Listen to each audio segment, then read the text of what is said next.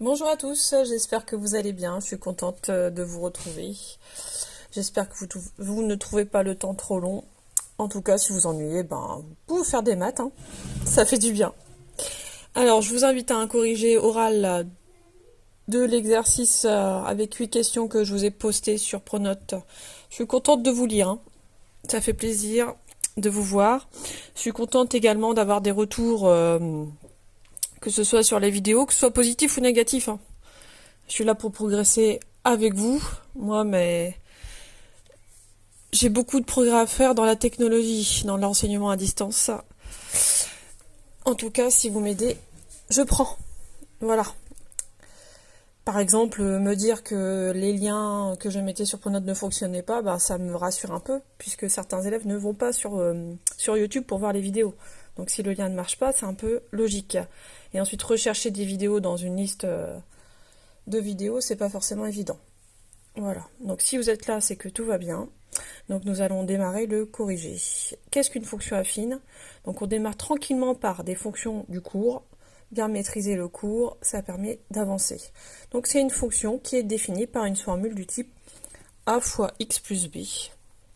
Voilà. Alors ne mélangez pas formule et fonction. Ce sont deux objets mathématiques différents. F de x, c'est une formule. La formule, elle est donnée par a fois x plus b. C'est une formule la plus simple qu'on puisse avoir. Et f, c'est un procédé.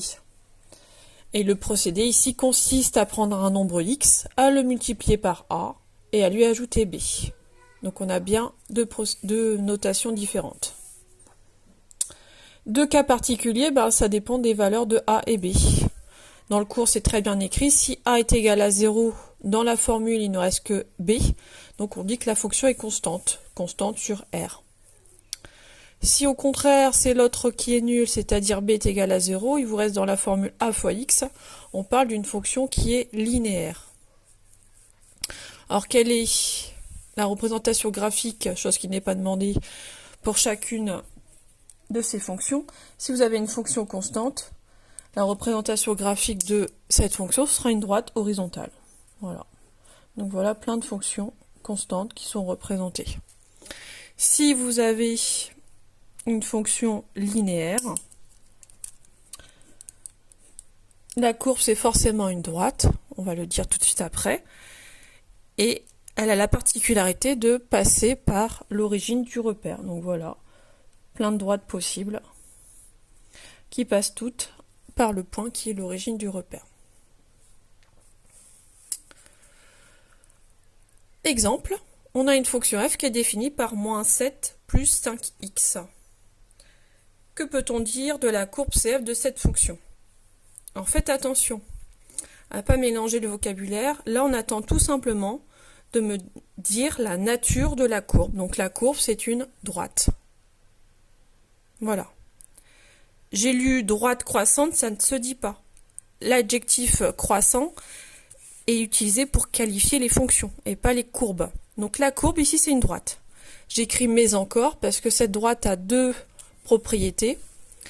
On connaît son ordonnée à l'origine, qui est b, c'est-à-dire moins 7, et son coefficient directeur, qui est 5, c'est-à-dire le petit a de la définition. Voilà. Donc voilà ce qu'il faut répondre à cette question. Rien de plus. Droite, dont l'ordonnée à l'origine est moins 7, et dont le coefficient directeur est 5. C'est tout. Questions 4 et 5, on a répondu. C'est du vocabulaire bien identifié qui est A, coefficient directeur, qui est B, ordonnée à l'origine. Voilà, donc là, on maîtrise son cours et on avance progressivement. Question 6, c'est encore une question de cours, mais faites attention à votre rédaction. Soyez rigoureux dans votre écrit. Question 6, quel est le sens de variation de la fonction f? Ah, il n'y a pas besoin de mettre 10 phrases. Sens de variation, il faut avoir une réponse avec les mots croissant sur tel intervalle ou bien décroissant sur tel autre intervalle. Voilà le genre de réponse qui est attendu lorsqu'on vous demande le sens de variation. Ici, avec les fonctions affines, il n'y a qu'un seul sens de variation. Elle est soit strictement décroissante sur R, soit strictement croissante sur R, soit constante. Il n'y a que 3 possibilités. et la fonction ne change pas de sens de variation, puisque sa courbe c'est une droite. Donc on va utiliser la règle du cours, et qui dirige cette règle? Eh ben, c'est le coefficient directeur. Donc dans votre réponse, voilà, il n'y a que 2 lignes à écrire. Vous mettez en évidence A égale à 5, j'applique ma règle, coefficient directeur strictement positif, fonction strictement croissante, et allez jusqu'au bout, n'oubliez pas le sur R. Voilà la phrase rigoureuse, simple à écrire. Je ne veux pas lire la courbe est croissante, ça ne se dit pas. Je l'ai dit tout à l'heure, l'adjectif croissant est réservé aux fonctions. Si vous voulez parler de la courbe, on peut dire qu'elle monte ou qu'elle descend. C'est un vocabulaire plus graphique qu'on peut utiliser. Voilà. Question 7. Donc on avance à la fin du cours avec la question du signe. Donc oui, quand on demande le signe d'une fonction f, on peut avoir les 2 réponses. Ça peut choquer certains d'entre vous, mais il peut être positif sur un intervalle et négatif sur un autre intervalle. Une fonction, ça varie. Donc c'est forcément changeant. Donc le signe peut varier. Donc là, quand on vous demande le signe, il ne faut pas me répondre c'est positif, point. C'est négatif, point. Ce sera rarement le cas.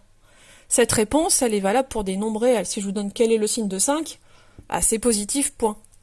Le signe d'une fonction, c'est bien plus complexe puisqu'une fonction varie.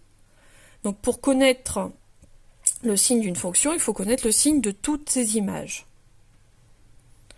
Donc il y a une règle dans votre cours, on va l'appliquer. Donc vous dessinez votre tableau de signes, l'ensemble de définitions est déjà présent, et il y a 2 choses à faire. La première chose, c'est j'identifie mon coefficient directeur. A est égal à 5. Donc A, on l'a dit tout à l'heure, c'est positif. Le fait de savoir que A est positif, dans ma tête, ça me donne une image mentale d'une droite qui monte, d'une fonction affine croissante. Du coup, quand ça monte, forcément, les images vont d'abord être négatives, puis positives. Moins, plus. Et quand on passe du moins au plus, forcément, on passe à un moment par la valeur nulle. Deuxième étape, quelle est la valeur de x qui annule 5x moins 7?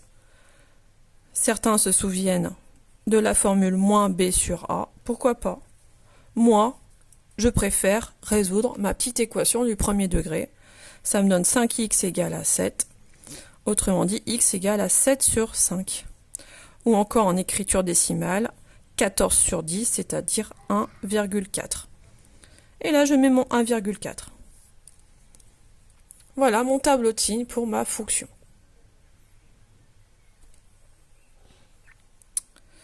Je ne suis pas sûr de moi.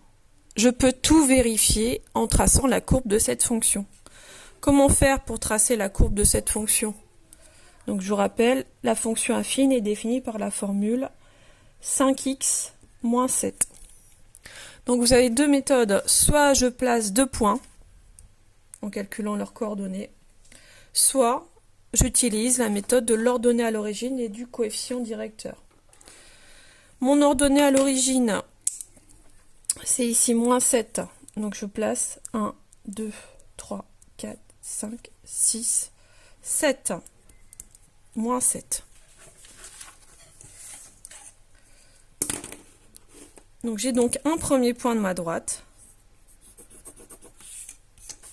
sur l'axe des ordonnées au niveau de l'ordonnée moins 7. C'est en fait comme si j'avais fait le calcul de f de 0. f de 0, 5 fois 0 moins 7, ça me fait moins 7. L'image de 0, c'est moins 7.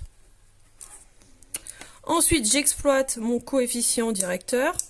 Mon coefficient directeur, c'est le nombre qui multiplie x. Donc ici, c'est 5.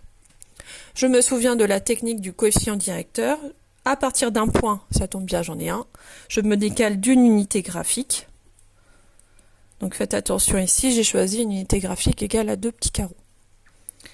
Et je vais monter du coefficient directeur, puisqu'il est positif, je monte. Et je compte 5 unités. 1, 2, 3, 4, 5. Et j'ai ainsi mon deuxième point. Et je peux utiliser ma règle. Alors pour bien caler ma règle, je préfère faire des marches d'escalier en recommençant je me décale de 1 vers la droite, je monte de 5. Voilà, et j'ai ici mon deuxième point. Comme ça, ma règle est bien calée. Et j'ai quelque chose qui est précis. Voilà.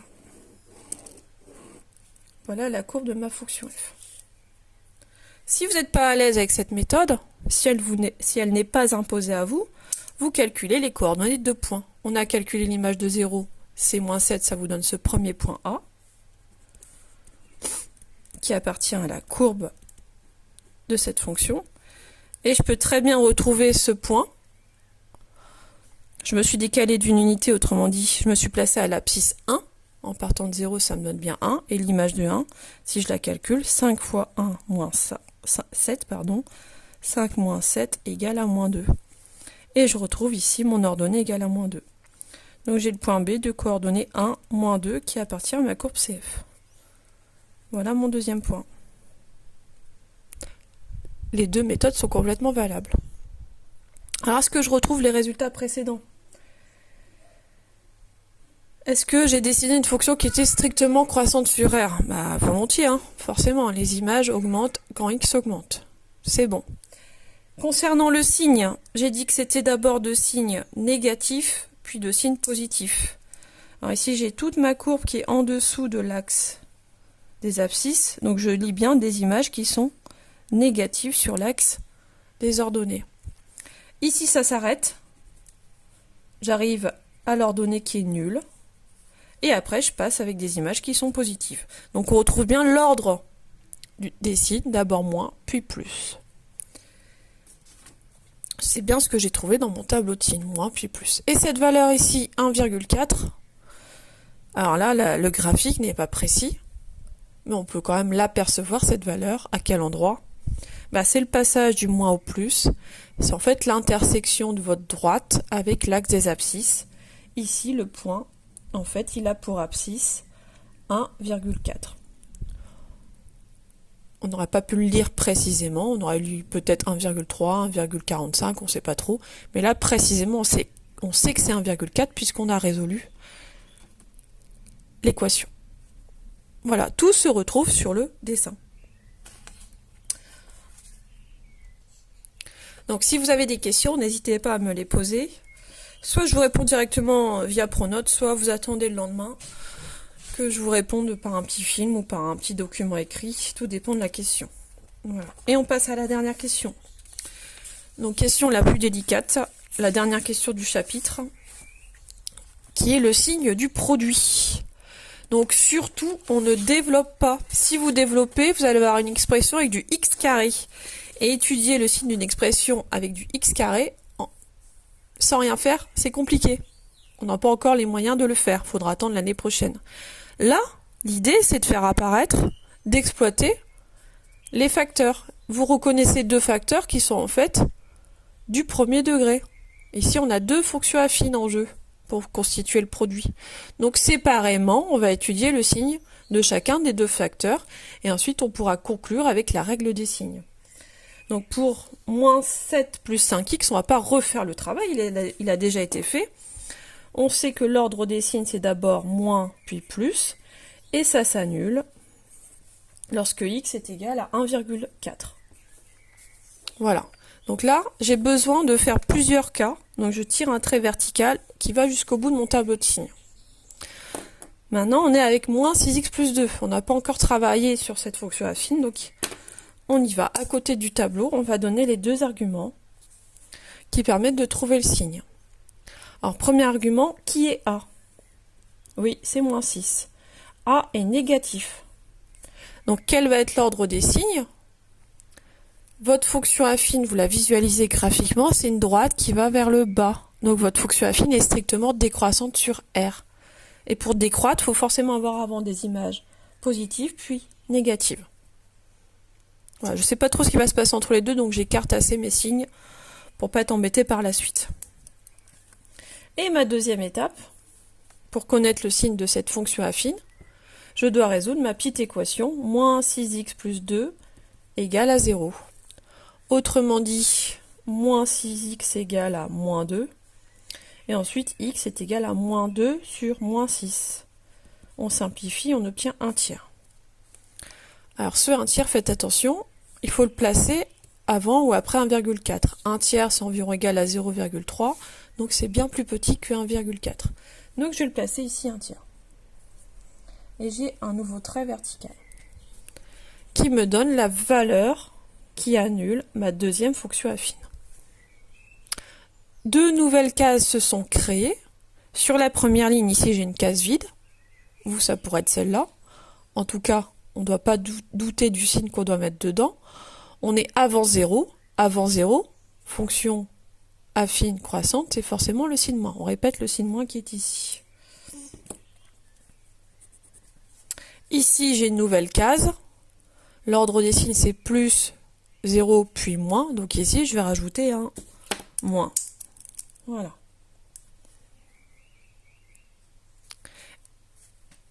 Et du coup, j'ai 3 cas possibles, puisque mes signes varient. Si mon premier facteur est négatif et que mon deuxième facteur est positif, forcément, le produit, lui, va être négatif. Mon premier facteur ici, en 1/3, il est négatif. Le deuxième s'annule, donc ça fait un nombre négatif fois 0, ben ça fait 0. Je multiplie deux nombres négatifs, le produit est positif. Je multiplie un nombre qui est nul avec un nombre négatif, ça me donne 0. Et enfin, plus multiplié par moins, ça me donne un nombre qui est négatif. Voilà. Ceci, on peut le vérifier sur une calculatrice. Alors, voici ma calculatrice. J'allume ma calculatrice et je vais l'utiliser en mode fonction. Je vais lui rentrer cette expression qui me crée une nouvelle fonction qui est en fait ce qu'on appelle un polynôme du second degré. Et j'ai demandé à voir la courbe. Comme ça, je verrai bien si mes images sont négatives, positives, puis négatives. Voilà, et je pourrais peut-être contrôler aussi le 1/3 et le 1,4. On y va? J'espère que vous voyez bien. Alors, calculatrice en mode fonction, donc j'appuie sur la touche F de X et je vais lui donner l'expression de mon produit. Donc sans me tromper, je tape moins 7 plus 5x, la variable x est ici, je ferme ma parenthèse, fois moins 6, oh je fais n'importe quoi, j'ai double écran en visu, pardon, on reprend, moins 6x plus 2, et je ferme ma parenthèse. Je vérifie que je ne me suis pas trompée. Si j'ai pas la bonne formule, j'aurai pas la bonne fonction, et je verrai pas les bonnes choses. Voilà. Ma fonction est rentrée. La formule est rentrée. Du coup, ensuite, je vais voir dans le graphe. Donc là, vous voyez, ça tourne. Voilà, ça arrête de tourner. Elle a fini son travail et je vois rien. Qu'est-ce que je dois faire? Eh ben, je vais changer la fenêtre. Si la vue ne me plaît pas, je change de fenêtre. Alors, Xmin, c'était programmé de 0 à 20. C'est pas adapté à ma situation. On ne sait pas trop à l'avance. Comment ça va être adapté? En général, on met des X négatifs et des X positifs quand même. On va mettre de moins 5 à 5. Donc, c'est tout à fait au hasard. Les Ymin, Ymax, pareil.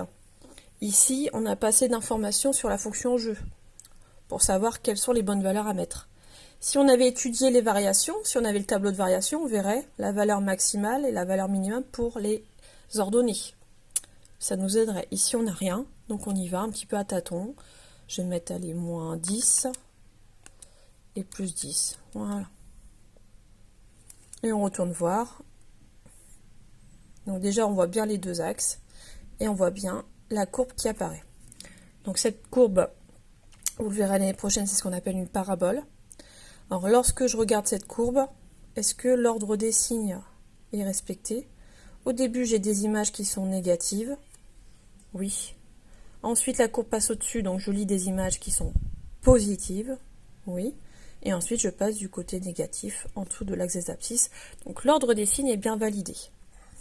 Alors on peut peut-être zoomer davantage en changeant encore la fenêtre. Donc je vais resserrer sur moins 1. Un 2. Voilà, la parabole est plus jolie. Donc l'ordre des signes est confirmé. Ça prouve rien, mais en tout cas, ça montre qu'on n'a pas faux. Qu'on n'a pas, je sais pas comment dire, hein. Je suis fatiguée. Voilà, en tout cas, on est sur la bonne voie. Alors, comment justifier le 1 tiers et le 1,4? Est-ce qu'on peut le confirmer ou pas? Oui, alors en appuyant sur la touche trace, vous allez vous promener sur votre courbe. Voilà, j'y suis presque. Alors, ça tombe pas juste, hein, malheureusement. Donc, on est dans le domaine de la conjecture, mais en tout cas, c'est complètement cohérent avec ce qu'on a trouvé, donc ça nous rassure. Ça ne prouve rien, mais en tout cas, ça nous rassure. C'est déjà pas mal. Donc là, le X, vous voyez sur l'écran, 0,34. 0,31, 0,34. Ça correspond à notre 1 tiers, 0,33333. Le Y correspondant, c'est l'image qui est très très proche de 0. Et le deuxième, je me promène sur la courbe. Hop. Et j'arrive approximativement à 1,42, 1,39. Ce qui coïncide, ça ne le prouve pas, mais ça montre qu'on est certainement proche de la réalité avec mon 1,4. Donc tout est vérifiable sur votre calculatrice. Outil très précieux. Voilà pour cette séance, j'espère que ça vous a plu. Et essayez d'aller chercher les copains et les copines. J'aimerais bien avoir 34 vues sur mes vidéos, ça me ferait vraiment plaisir. Allez, à bientôt.